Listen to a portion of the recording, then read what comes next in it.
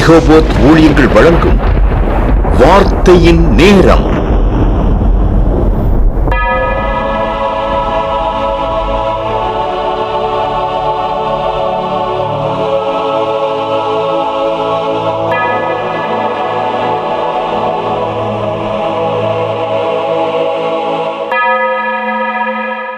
ஆராய்ந்து முடியாத பெரிய காரியங்களையும் எண்ணி முடியாத அதிசயங்களையும் செய்கின்ற சர்வ வல்லமையுள்ள தேவனுக்கே துதியும் கனமும் மகிமையும் மாட்சிமையும் புகழும் என்றென்றைக்கும் உண்டாயிருப்பதாக. ஆமேன். கர்த்தர் நல்லவர், அவர் கிருபை என்றும் உள்ளது. இந்த நாளிலும் இந்த நேரத்திலும் இந்த வார்த்தை நேரம் நிகழ்ச்சியின் மூலமாக உங்களை சந்திப்பதிலே மிகுந்த மகிழ்ச்சி அடைகின்றேன். கர்த்தர் உங்கள் அனைவரையும் ஆசீர்வதிப்பாராக. இந்த நாளின் வார்த்தை நேரம் நிகழ்ச்சியின் மூலமாக ஆண்டவர் உங்களோடு கூட பேசுகின்ற வார்த்தை, நம்மை சுமந்து செல்கின்ற தேவன், God who carries us. அன்பார்ந்தவர்களே, ஒவ்வொருவருடைய வாழ்க்கையிலும் அநேக மேடு பள்ளங்கள் இருக்கும். பார்த்தீங்கன்னா ஒரு நேரத்தில் மகிழ்ச்சிகரமான காரியங்கள் நம்முடைய வாழ்க்கையில நடக்கும். அப்போ நம்ம சந்தோஷமா இருப்போம். அதே நேரத்தில் அப்படியே எப்படி ஒரு சக்கரம் சுழன்று வருவது போல நம்முடைய வாழ்க்கையில பார்த்தீங்கன்னா திடீர்னு சோர்வுக்குள்ளான சூழ்நிலைகள் வரும். அப்படிப்பட்ட நேரங்களில் தேவன் நம்மோடு கூட இருக்கின்றார். அவர் நம்மை சுமந்து செல்கின்றவராய் இருக்கின்றார். எரேமியா 1:5 சொல்கின்றது, நான் உன்னை தாயின் வயிற்றில் உருவாக்கும் முன்னே உன்னை அறிந்தேன் என்று. நாம் பிறப்பதற்கு முன்பாகவே தேவன் நம்மை குறித்து அறிந்திருக்கின்றார். அவரே நம்மை உருவாக்குகின்றார். இந்த உலகத்திலே அவரே நம்மை படைக்கின்றார். அப்படிப்பட்ட தேவன் நம்மை சுமந்து செல்கின்றவராய் இருக்கின்றார். நம்மை சுமந்து செல்கின்ற தேவன் நம்மோடு கூட இருக்கின்றார். வாசிக்கலாம். உபாகம் 1:31 இவ்வாறு கூறுகின்றது, ஒரு மனிதன் தன் பிள்ளையை சுமந்து கொண்டு போவது போல நீங்கள் இவ்விடத்திற்கு வருகிற வரைக்கும் நடந்து வந்த வழிகள் எல்லாவற்றிலும் உங்கள் தேவனாகிய கர்த்தர் உங்களை சுமந்து கொண்டு வந்ததை கண்டீர்களே என்று கூறப்பட்டுள்ளது. ஒரு மனுஷன் பார்த்தீங்கன்னா தன் பிள்ளையை எப்படி அப்படியே அரவணைச்சு கொண்டு வருவாரோ, சுமந்து கொண்டு வருவாரோ, அதுபோல தேவன் நம்முடன் இருந்து நம்மை சுமந்து கொண்டு வருவது மாத்திரமல்ல, நம்முடைய வழிகள் எல்லாவற்றிலும் அவர் நம்மோடு கூட இருந்து அவரே நம்மை சுமந்து வருகின்றார். நம்முடைய வாழ்க்கையின் பயணத்துல பார்த்தீங்கன்னா எல்லா நிலைகளிலும் எல்லா வகைகளிலும் அவரே சுமந்து வருகின்றார். இந்த வசனத்தை மோசே கூறுகின்றார். இஸ்ரவேல் ஜனங்கள் பார்த்தீங்கன்னா எகிப்தில் அடிமைகளாய் இருக்கின்றார்கள். அவர்களை மோசே விடுதலையாக்கி அவர்களை கானான் தேசத்துக்குள்ளாக அழைத்து வருகின்றார். ஆனா அந்த அழைத்து வர்றதுக்குள்ளாக பார்த்தீங்கன்னா அநேக பாடுகள், பார்த்தீங்கன்னா செங்கடலை கடக்க வேண்டிய சூழ்நிலை இருந்தது. அந்த இடத்துல தேவன் அற்புதமாய் கடலை விலகச் செய்து அவர்களை வழிநடத்தினார். அவரே சுமந்து வந்தார். பார்த்தீங்கன்னா பகலிலே மேகஸ்தம்பமாகவும் இரவிலே அக்கினி ஸ்தம்பமாகவும் இருந்து அவரே ஜனங்களை நடத்தினார். அப்படி ஒவ்வொரு சூழ்நிலையிலும் அவரே வந்து இறங்கி வந்து தேவனே அவர்களோடு கூட இருந்து அவர்களை சுமந்து வந்தார். இஸ்ரவேல் ஜனங்களை, அத்தனை 1000 ஜனங்களையும் அழகாக அவங்க ஒரு சோர்வும் இல்லாம அழகாக போஷித்து பாதுகாத்து நடத்தி வந்தார். அப்படிப்பட்ட தேவன் கானான் தேசத்துக்குள்ள அவங்க நேர்த்தியும் செம்மையுமாய் அழைத்து சென்றார். அப்படிப்பட்ட தேவன் இந்த நாளிலும் கூட நம்மையும் சுமந்து செல்கின்ற தேவனாய் இருக்கின்றார். அப்படிப்பட்ட தேவன் நம்மோடு கூட இருக்கும் பொழுது நாம் எதற்கும் கவலைப்பட வேண்டியதில்லை. ஒரு உண்மை சம்பவத்தை நான் சில நாட்களுக்கு முன்பாக வாசித்தேன். ஆலயத்திற்கு ஏன் செல்ல வேண்டும் என்று இந்த பேப்பர்ல பார்த்தீங்கன்னா எடிட்டோரியல் காலம்னு இருக்கும். அங்கே அதில் ஒருத்தர் எழுதியிருந்தார், நான் இந்த மாதிரி வருஷக்கணக்காக ஆலயத்துக்கு செல்கிறேன், சரியான நேரத்துக்கு செல்கிறேன், அங்கே பாடல்கள் பாடுகிறேன், ஆண்டவருக்கு பிரியமானது செய்கிறேன், ஆனால் என் வாழ்க்கையில் ஒரு பெரிய லெவலில் ஒரு முன்னேற்றம் இல்லையே என்று அப்படி எழுதி வச்சுட்டு எதற்காக ஆலயம் செல்ல வேண்டும் என்று எழுதியிருந்தார். இதை அப்படி பார்த்தீங்கன்னா அதுக்கு பதில் இல்லாமல் ஒரு 2-3 வாரங்கள் சென்றது. ஆனால் ஒருவர் 3வது வாரத்தில் ஒரு பதில் எழுதினார். அதில், என்னுடைய திருமண வாழ்க்கையில் 30 ஆண்டுகளை நான் கடந்து சென்றுட்டேன். பார்த்தீங்கன்னா என்னுடைய மனைவி எனக்கு போஷித்து எனக்கு ஆதரவாக இருந்து என்னை நடத்தினார்கள். இன்று நல்ல ஆரோக்கியத்துடன் இருக்கின்றேன், எல்லா வளங்களோடு கூட இருக்கின்றேன். அதற்கு காரணம் அவங்க என்னை போஷித்து எனக்கு ஆதரவாக இருந்தது தான். அதுபோல தான் தேவனும் கூட ஆலயத்தில் நீங்கள் பாடல் பாடலாம், ஜெபிக்கலாம், எல்லாம் செய்யலாம், இம்மட்டும் உங்களோடு கூட இருந்தார் என்று நீங்கள் உணர வேண்டும். அவர் உங்களை இதுவரைக்கும் ஜீவன் தந்து பலனோடு வைத்திருக்கிறார் என்று நீங்கள் விசுவாசிக்கும் பொழுது நிச்சயமாகவே எதற்காக ஆலயம் செல்ல வேண்டும் என்று நீங்கள் நினைத்தீர்களோ அதற்கு பதில் கிடைக்கும் என்று சொன்னார். அப்படிப்பட்ட தேவன் இந்த நாளிலும் கூட எல்லா சூழ்நிலைகளிலும் பார்த்தீங்கன்னா நம்ம நினைக்கலாம், எனக்கு இவ்வளோ வயசாயிருச்சே, நான் நினைச்சது என் வாழ்க்கையில் நடக்கலையேன்னு சொல்லி.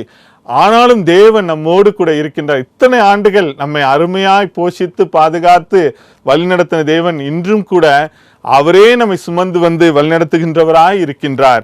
நம்மை சுமந்து செல்கிற தேவன் 3 விதங்களில் நம்மை சுமந்து செல்கின்றார். முதலாவது, நெருக்கத்தில் நம்மை தூக்கி சுமக்கும் தேவனாய் இருக்கின்றார். வாசிக்கலாம். ஏசாயா 63 அதிகாரம் 9 வசனத்துல பார்க்கும் பொழுது, அவர்களுடைய எல்லா நெருக்கத்திலும் அவர் நெருக்கப்பட்டார், அவருடைய சமூகத்தின் தூதனானவர் அவர்களை இரட்சித்தார், அவர் தமது அன்பின் நிமித்தமும் தமது பரிதாபத்தின் நிமித்தமும் அவர்களை மீட்டு பூர்வ நாட்களெல்லாம் அவர்களை தூக்கி சுமந்து வந்தார் என்று கூறப்பட்டுள்ளது. பிரியமானவர்களே, எல்லா நெருக்கத்திலும் அவரும் நம்மோடு கூட பயணிக்கின்றார். நாம நினைச்சிட்டு இருக்கோம் நம்ம தனியா தான் இருக்கோம்னு. ஆனாலும் கூட நம்மை அறியாமல் நமக்குள்ளாக ஆண்டவர் வாசம் செய்கின்றார். அதோடு கூட நம்மை சுற்றிலும் தேவதூதன் பிரசன்னமும் பாதுகாப்பும் இருக்கின்றது. ஏசாயா 40 அதிகாரம் 11 வசனம் சொல்கின்றது, மேய்ப்பனை போல தமது மந்தையை மேய்ப்பார், ஆட்டுக்குட்டிகளை தமது புயத்தால் சேர்த்து தமது மடியிலே சுமந்து கரவல் ஆடுகளை மெதுவாய் நடத்துவார் என்று கூறப்பட்டுள்ளது. ஒரு மேய்ப்பன் பார்த்தீங்கன்னா மந்தை எப்படி அழகாக நடத்துவாரோ அதுபோல அந்த மேய்ப்பன் பார்த்தீங்கன்னா தன்னுடைய பிரியமான ஆட்டுக்குட்டியை தன்னுடைய கரத்துல வைத்துக் கொள்வார். அதோடு கூட அந்த ஆட்டுக்குட்டியை சுமந்து அதனை அப்படி போஷித்து நடத்துவார். அப்படிப்பட்ட தேவன் நம்மோடு கூட இருக்கின்றார். நம்முடைய தேவைகளை அறிந்த தேவன், நாம் பிறக்கும் முன்பே அறிந்த தேவன், நம்மை குறித்து ஒரு திட்டத்தை வைத்திருக்கிற தேவன், நம்முடைய தேவைகளை அவர் சந்திப்பார். அதனால நம்முடைய கவலைகள் எல்லாம் அவர் மேல நம்ம வைத்திரணும். நம்ம மனுஷிகமா நம்ம வச்சிருந்தோம்னா நம்ம சரீரத்துல பலவீனமாகி நாம் சோர்வுக்குள்ளாக கடந்து சென்று விடுவோம். அதனால என்னவித பாடுகளோ பலவீனங்களோ எந்த காரியங்களோ இருந்தாலும் எல்லாவற்றையும் அவருடைய பாதத்திலே நாம் வைத்து அந்த நல்ல மெய்ப்பனாகிய அருள்நாதர் இயேசுவின் இடத்திலே நம்முடைய காரியங்களை வைத்து நாம் கடந்து செல்லும் பொழுது நிச்சயமாகவே அவர் தம்மை அவருடைய பிள்ளைகளாய் சுமப்பார். எப்படி தகப்பன் தன் பிள்ளையை சுமக்கிறது போல, நல்ல மெய்ப்பன் ஆடுகளை சுமக்கிறது போல அவரே நம்மை சுமப்பார், அவரே நம்மை நடத்துவார். அப்படிப்பட்ட தேவன் இந்த நாளிலும் கூட உங்களோடு கூட இருக்கின்றார். நாம் ஒருவேளை நெருக்கமான சூழ்நிலைகளில் கடந்து செல்லலாம். ஒருவேளை அது நம்ம குணாதிசயங்கள் குணத்தின் மூலமாக நம்முடைய சொந்த குணமே நம்மளை அழிக்கின்றதா இருக்கும். ஏன்னா நம்முடைய காரியங்கள் ஒருவேளை ஒரு சின்னதுக்கு நம்ம சோர்ந்து போயிடுவோம். இல்லை என்றால் நமக்கு நடக்க வேண்டிய காரியம் நடக்கலைன்னா கவலைப்பட்டு அதனால நம்முடைய காரியங்கள் எல்லாவற்றிலும் நாம் தவறுதலாக டிசிஷன்ஸ் எடுப்போம்.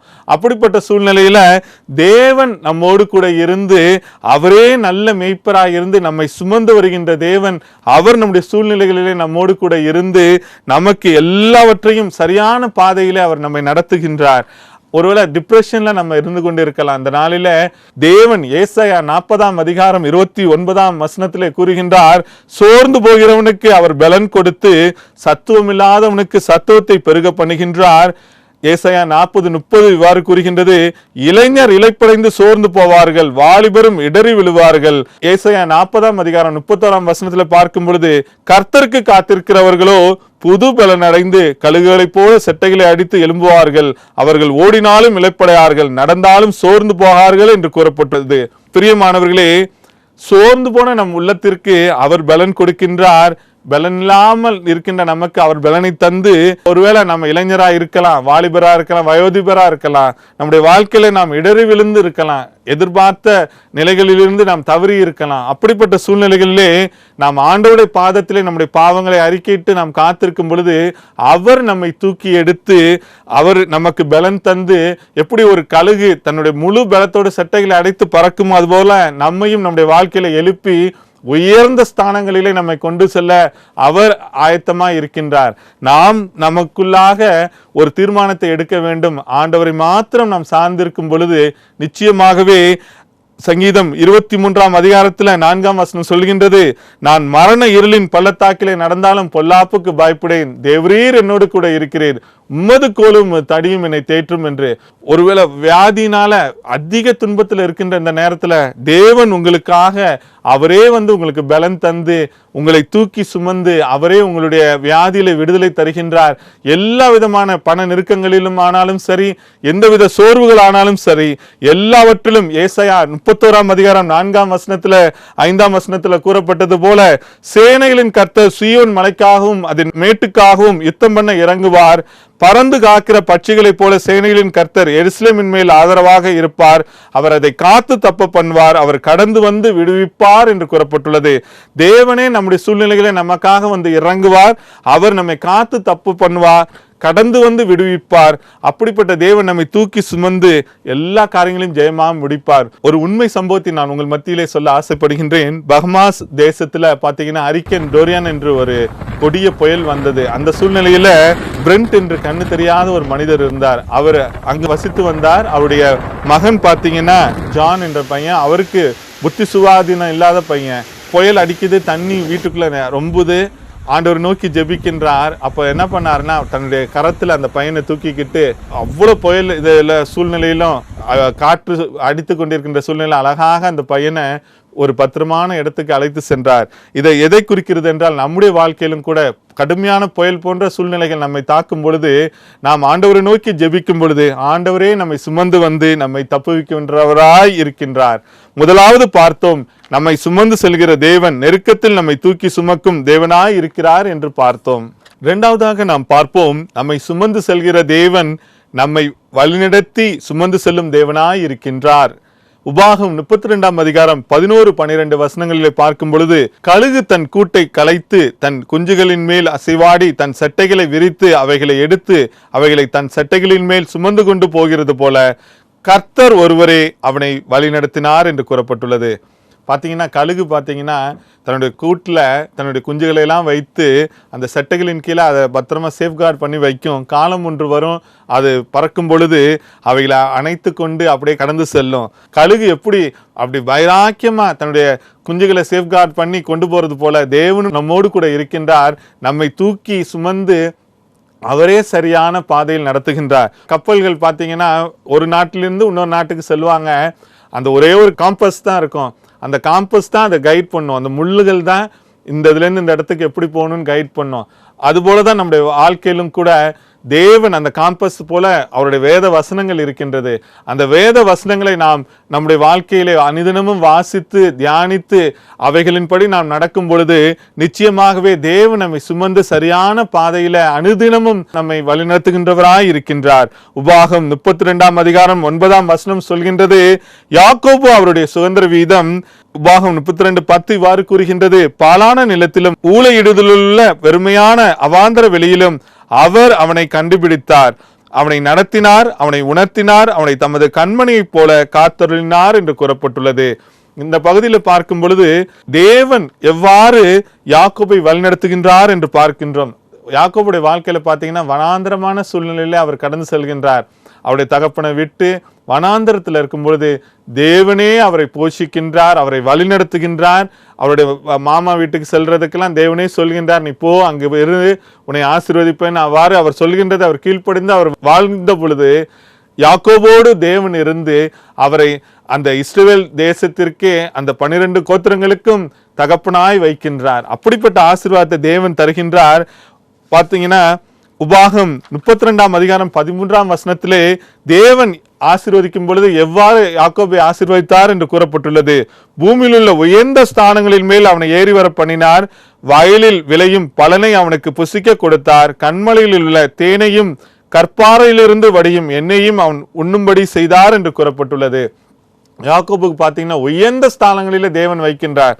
அவர் ஆண்டவர் சார்ந்திருக்கின்ற பொழுது அவர் செல்கின்ற பாதையை தேவனே முன்குறித்து அவரை நடத்துகின்றார். அவரும் அந்த திட்டத்தின்படி செயல்பட்டு தேவனோடு இணைந்து செல்கின்றார். தேவன் தூக்கி யாக்கோபை உயர்ந்த இடத்துல வைக்கின்றார். இன்றும் கூட நாம் யாக்கோபின் தேவர் என்று கூறுகின்றோம். அப்படிப்பட்ட அவருடைய நாமத்தை தரித்த யாக்கோபை நாம் இன்றும் பேசிக் கொண்டிருக்கின்றோம். அந்த மூலமாகத்தான் நம்முடைய வாழ்க்கையிலும் கூட தேவன் எல்லா ஆசீர்வாதங்களும் இன்றைக்கு நமக்கு தருகின்றார். அவருடைய கரங்கள்ல நம்முடைய வாழ்க்கையை ஒப்பு கொடுத்து நாம் வாழும் பொழுது அவர் நம்மை நல்ல பாதையில வழிநடத்துகின்றார். ஒரு தகப்பன் பார்த்தீங்கன்னா பிள்ளைகளுக்கு நல்ல கைட் பண்ணுவாங்க. அப்படி கைட் பண்ணும்போது பார்த்தீங்கன்னா அவங்களுடைய வாழ்க்கையில ஒவ்வொரு நிலைகளிலும் அந்த ஆலோசனைகளை தேவனிடத்திலிருந்து அந்த தகப்பன் பெற்று பிள்ளைகளுக்கு கொடுக்கும் பொழுது நிச்சயமாக அந்த பிள்ளைகளுடைய வாழ்க்கை உயர்ந்த இடங்களிலே தேவன் அவர்களை வைப்பார். அவர்கள் குடும்பத்திற்கு மாத்திரமல்ல, தங்களுக்கு மாத்திரமல்ல, உலகத்திற்கே சாட்சியா இருப்பார்கள். அப்படிப்பட்ட வாழ்க்கையை தேவன் இந்த நாளிலும் கூட நம் ஒவ்வொருவருக்கும் தருகின்றார். பெற்றோர்கள் பிள்ளைகளுக்கு எவ்வாறு ஒரு அடைக்கலமாய் இருந்து அவர்களை வழிநடத்துகின்றார்களோ, ஒரு முன்னுதாரணமாய் பெற்றோர்கள் யாரை சொல்ல வேண்டும் என்றால் ஆண்டவராகிய இயேசு கிறிஸ்து தான். ஆண்டவராகிய இயேசு கிறிஸ்து நம்மை வழிநடத்துகின்றவர். அவரை மாத்திரம் நாம் நோக்கி பார்த்து நாம் வாழும் பொழுது நிச்சயமாகவே நானே வழியும் சத்தியமும் ஜீவனுமாய் இருக்கிறேன் என்று சொன்ன அந்த இயேசு கிறிஸ்து அவர் நமக்கு வழிவாசல்களை திறந்து நம்மை வழிநடத்துவார். இப்படிப்பட்ட தேவன் நம்மோடு கூட இருக்கின்றார். சங்கீதம் 91 அதிகாரம் 11-12 வசனங்கள் இவ்வாறு கூறுகின்றது. உன் வழிகளெல்லாம் உன்னை காக்கும்படி உனக்காக தம்முடைய தூதர்களுக்கு கட்டளையிடுவார்.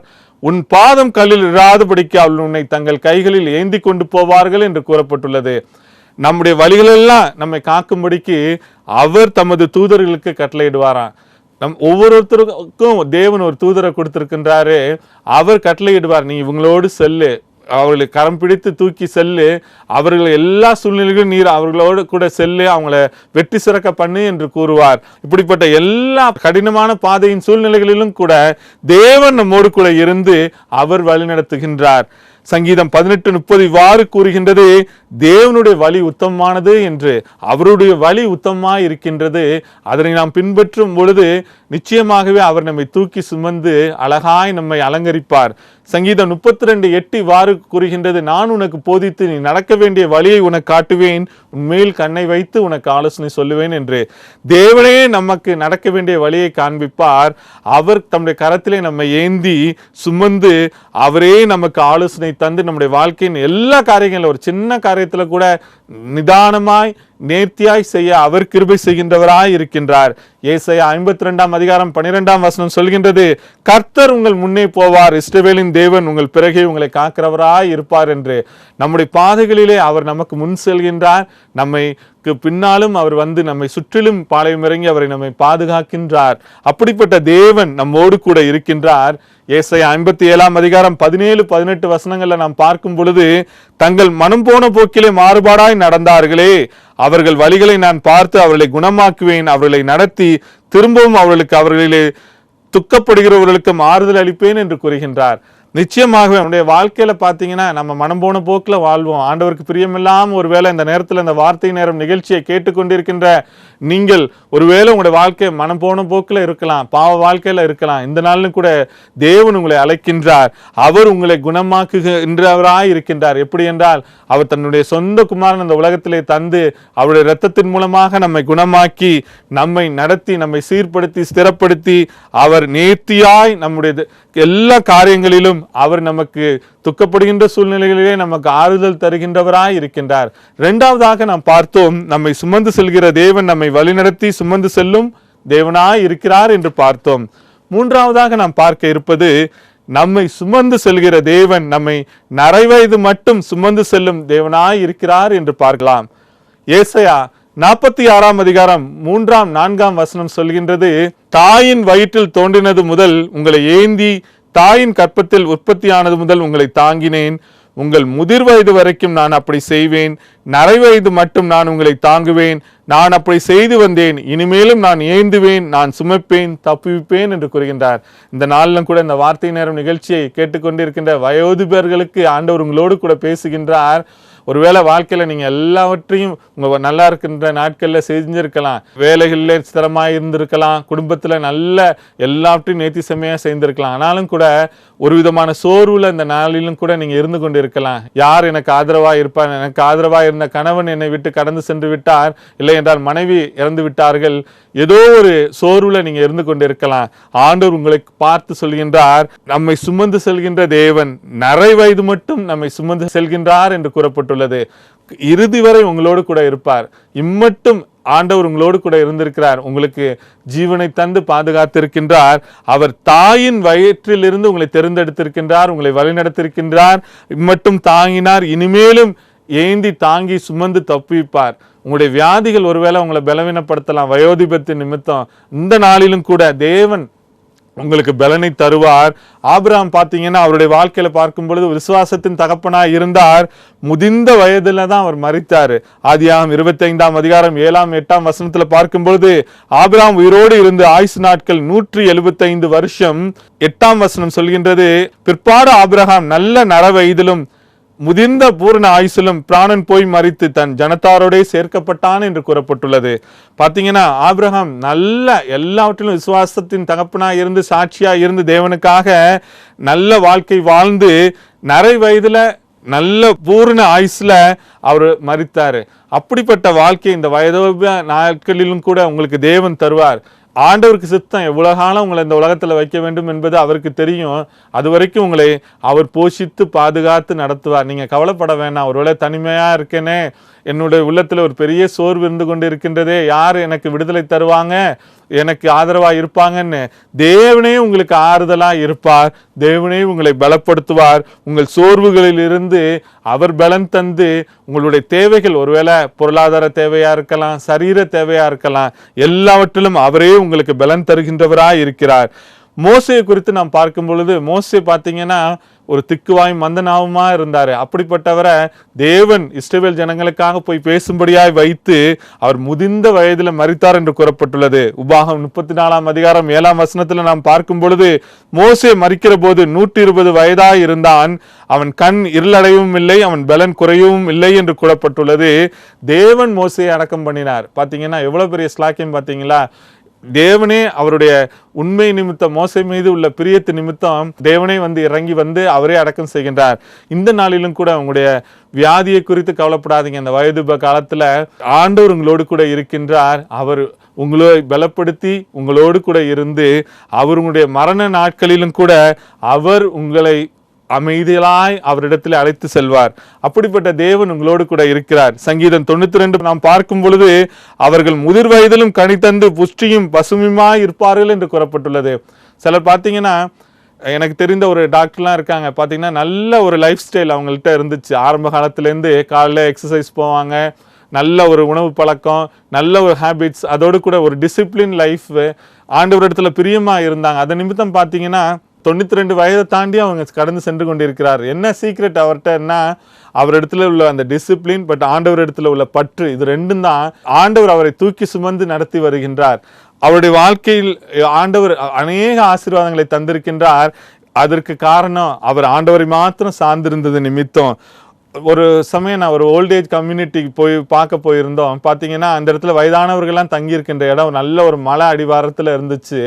அங்க பார்த்தா எல்லாரும் நல்ல வசதியா இருக்கிறவர்களாய் இருந்தார்கள். ஆனாலும் கூட நான் அவர்களோடு செலவிட்ட நேரங்களிலே அவர்கள் சாப்பிடுகின்ற இடத்திலே நான் அமர்ந்து பார்க்கும் பொழுது ஏதோ ஒரு குறைவு அவர்களிடத்தில் இருந்தது. எல்லாவித பண நிறைவும் இருந்தாலும் கூட அந்த குறைவு இருக்கின்றது. அந்த குறைவை நிவர்த்தி செய்கின்றவர் ஒருவர் மாத்திரமே, அவர் நம்முடைய ஆண்டவராகிய இயேசு கிறிஸ்து. அவர் அவர்களோடு கூட, அதாவது வயதான காலத்தில் நம்மோடு கூட இருக்கும் பொழுது நிச்சயமாகவே அவர் உங்களை பலப்படுத்தி அவர் உங்களுக்குள்ளாக வாசம் செய்து உங்களை சமாதானத்தோடு கூட வைத்திருப்பார். அவர் சமாதானத்துடன் கூட வாழச் செய்வார். வெளிப்படுத்தல் 14ஆம் அதிகாரம் 13ஆம் வசனம் சொல்கின்றது, பின்பு பரலோகத்திலிருந்து ஒரு சத்தம் உண்டாக கேட்டேன், அது கர்த்தருக்குள் மரிக்கிறவர்கள் இது முதல் பாக்கியவான்கள் என்று எழுது. அவர்கள் தங்கள் பிரயாசங்களை விட்டொழிந்து இளைப்பாறுவார்கள். அவருடைய கிரியைகள் அவர்களோட கூட போகும். ஆவியானவரும் ஆம் என்று திருவுளம் பற்றுகிறார் என்று சொல்லிற்று. பிரியமானவர்களே, இந்த நாளிலும் கூட, இந்த வயோதிப நாட்களிலும் கூட நீங்க ஒருவேளை என்னுடைய இறுதி நாட்கள், இறுதி நேரம் எப்படி இருக்குன்னு நினைக்கலாம். என்னுடைய தகப்பனுடைய வாழ்விலும் கூட பார்த்தீங்கன்னா அவருடைய இறுதி நாட்கள் ரொம்ப அமைதியா, நாளைக்கு இறக்குறாங்கன்னு முதல் நாள் ஆண்டவருடைய ஆராதனை ஒன்று லைவ்ல டிவியில வந்துட்டு இருந்துச்சு. அதை பார்த்தாங்க.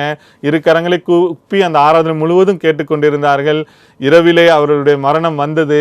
அடுத்த நாள் பார்த்தீங்கன்னா அமைதியான ஒரு அடக்க ஆராதனை நடந்தது. அதுபோலதான் இந்த நாளிலும் கூட ஒருவேளை நீங்க உங்களுடைய இறுதி நாட்களை குறித்து வயதான காலத்திலே கவலைப்பட்டு கொண்டிருக்கலாம். ஆண்டவர் உங்களோடு கூட இருக்கின்றார். அவர் இம்மட்டும் நடத்தின தேவன் உங்களோடு கூட இருந்து அவர் உங்களை பலப்படுத்தி சீர்படுத்தி ஸ்திரப்படுத்தி, நீங்க ஒருவேளை இந்த நேரத்துல கூட ஆண்டவரிடத்துல செல்லுகின்ற சூழ்நிலை வந்தாலும் கூட அவர் உங்களை ஆம் என்று இந்த வசனத்தின்படி வெளிப்படுத்தல் 14:13 உங்களை சந்தோஷமாய் அவரிடத்துல ஏற்றுக்கொள்வார். அப்படிப்பட்ட வாழ்க்கை நாம் வாழும் பொழுது நிச்சயமாகவே நிறை வயதிலும் கூட நாம் எதற்கும் கவலைப்பட வேண்டியதில்லை. ஏனென்றால் ஏனோக்கு தேவனோடு கூட சஞ்சரித்து கொண்டிருந்தார், தேவன் அவரை அப்படியே எடுத்துக்கொண்டார். அதுபோல நாமும் தேவனோடு கூட சஞ்சரித்து கொண்டிருக்கும் பொழுது நம்மையும் அவர் அப்படியே ஏற்றுக்கொள்வார், அவரோடு கூட வைத்து நம்மை ஆசீர்வதிப்பார். ஆமீன். நம்மை சுமந்து செல்கின்ற தேவன் 3 விதங்கள் நம்மை சுமந்து செல்கின்றார் என்று பார்த்தோம்.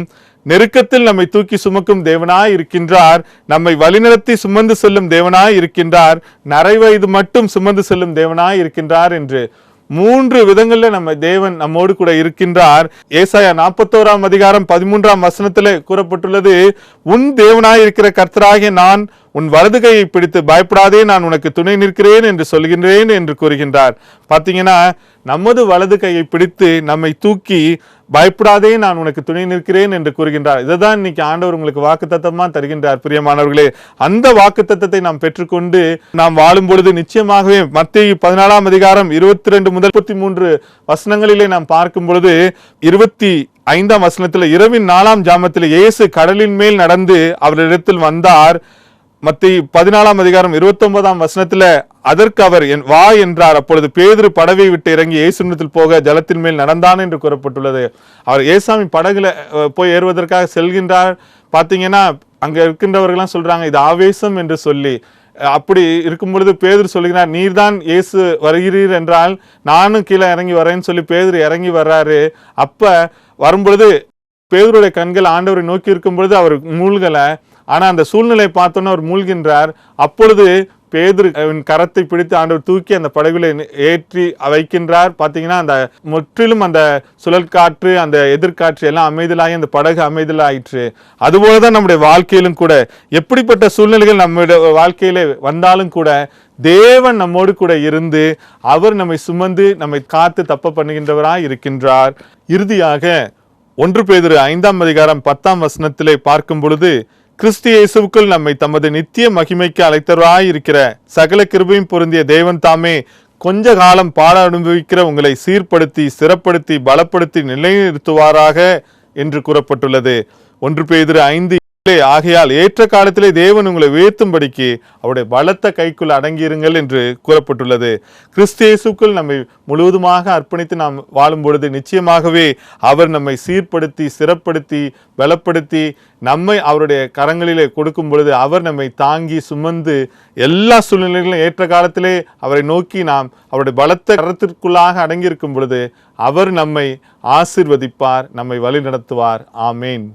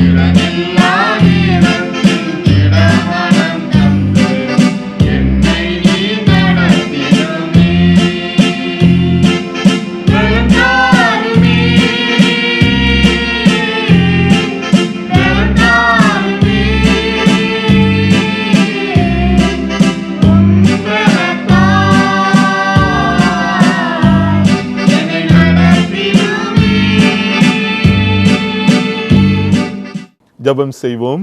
அன்புள்ள இயேசு சுவாமி, அப்பா பிதாவே, நம்மை சுமந்து செல்கின்ற தேவன், நமக்கு நெருக்கத்திலே நம்மை தூக்கி சுமக்கும் தேவனாய் இருக்கின்றார், நம்மை வழிநடத்தி சுமந்து செல்லும் தேவனாய் இருக்கின்றார், நரை வயது மட்டும் சுமந்து செல்லும் தேவனாய் இருக்கின்றார் என்று நாம் இந்த நாளிலும் கூட இந்த வார்த்தை நேரம் நிகழ்ச்சியின் மூலமாக ஆண்டவரே பார்த்தோம். அதை நீர் உம்முடைய பிள்ளைகளுக்கு நீர் சொல்லியிருக்கின்றீர். அதற்காக நன்றி சுவாமி.